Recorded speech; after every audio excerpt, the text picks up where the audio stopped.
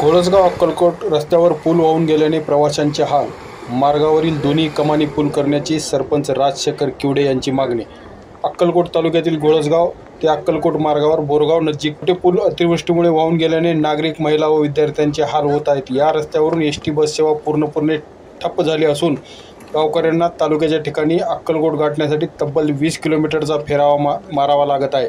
अक्कलकोट हे तालुक्याचे मुख्यालय असून दैनंदिन व्यवहार, शिक्षण, वैद्यकीय सेवा यासाठी नागरिकांना या मार्गावरून अवलंबून राहावे लागते. मात्र पूल वाहून गेल्याने शालेय व महाविद्यालयीन विद्यार्थ्यांसह महिलांना मोठ्या गैरसोयींना सामोरे जावे लागत आहे. या ठिकाणी कायमस्वरूपी उपाय म्हणून उंच व कमानीचा मजबूत पूल बांधण्याची मागणी घोळसगावचे सरपंच राजशेखर किवडे यांनी केली आहे.